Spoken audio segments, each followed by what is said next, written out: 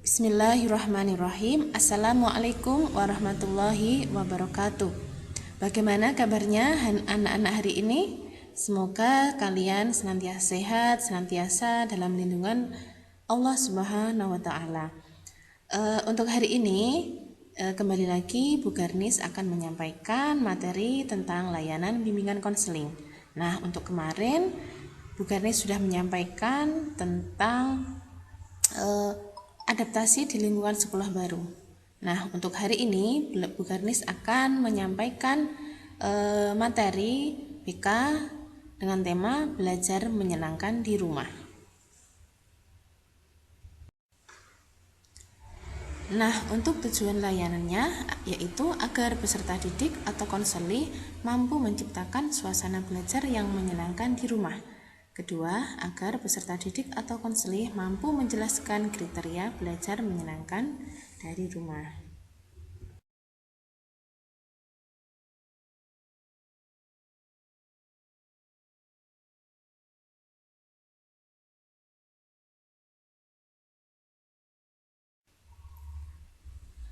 Anak-anak sekalian, seperti yang kita tahu hingga saat ini kita masih menghadapi wabah pandemi virus corona COVID-19. Semua pihak telah diminta untuk belajar dari rumah. Sekolah maupun perguruan tinggi menerapkan pembelajaran dari jarak jauh atau secara online atau daring. Tugas-tugas diberikan secara online menggunakan aplikasi yang tersedia.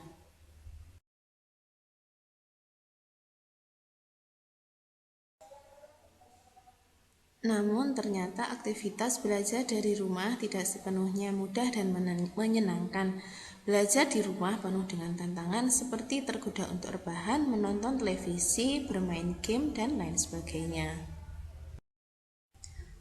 Berikut ini Bu Garnis akan menyampaikan tips-tips membuat suasana belajar dari rumah tetap menyenangkan. Pertama, sediakan tempat yang nyaman untuk belajar. Usahakan kalian belajar dalam kondisi duduk. Ya, jadi jangan rebahan. Nah, usahakan tempat duduk memiliki sandaran dan busa yang nyaman untuk duduk. Selain itu, sediakan meja yang posisinya lebih tinggi dari kursi.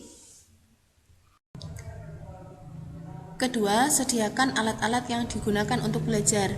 Nah, sebelum belajar, kalian siapkan terlebih dahulu alat-alat yang mendukung kegiatan belajar kalian, seperti alat tulis, buku paket, LKS, dan buku penunjang lainnya. Pastikan koneksi internet baik. Nah, karena kita pembelajarannya secara online atau daring memerlukan koneksi internet yang baik, maka sebelum pembelajaran dipersiapkan terlebih dahulu. Tidak harus menggunakan WiFi, tetapi bisa menggunakan paket data. Tujuannya agar memudahkan untuk terhubung dengan guru saat belajar dari rumah. Keempat, jauhkan benda-benda yang membuatmu kurang fokus. Nah, belajar di rumah pasti tidak akan luput dari gangguan-gangguan yang membuatmu kurang fokus. Nah, gangguan bisa datang dari televisi, mainan, maupun smartphone. Nah, usahakan benda-benda yang bisa membuat konsentrasi belajar atau kurang fokus dijauhkan terlebih dahulu. Keenam, pastikan ruangan memiliki pencahayaan maksimal. Supaya mata dan kepala tidak pusing, perhatikan pencahayaan di tempatmu belajar. Jangan sampai ruanganmu minim pencahayaan karena bisa membuat mata rusak dan kepala pusing.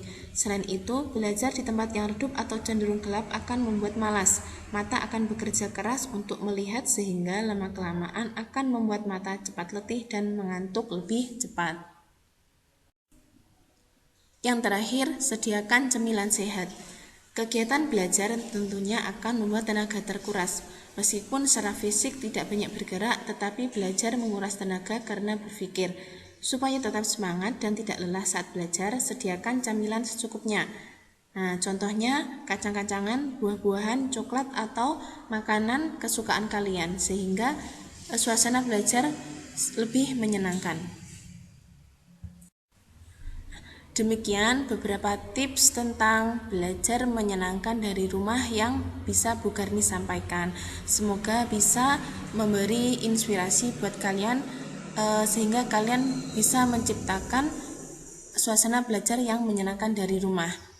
Untuk refleksi siswa, Bu Garnis harap kalian menuliskan 2 saja Yang pertama, tuliskan hambatan atau kendala atau permasalahan yang kalian miliki selama pembelajaran daring. Kedua, tuliskan apa saja yang sudah kalian lakukan untuk mengisi kendala atau permasalahan tersebut. Nah, untuk jawaban nanti akan Bu Garnis kirimkan link di Google Form ya. Nanti kalian isi di sana, kalian langsung mengirimkan. Demikian layanan klasikal BK hari ini, bidang bimbingan belajar dengan materi belajar menyenangkan di rumah. Semoga apa yang Bu Garnis sampaikan bisa bermanfaat untuk kalian. Dan untuk pertemuan selanjutnya, Bu Garnis akan memberikan materi yang berbeda. Untuk kurang lebihnya, mohon maaf yang sebesar-besarnya. Terima kasih. Wassalamualaikum warahmatullahi wabarakatuh.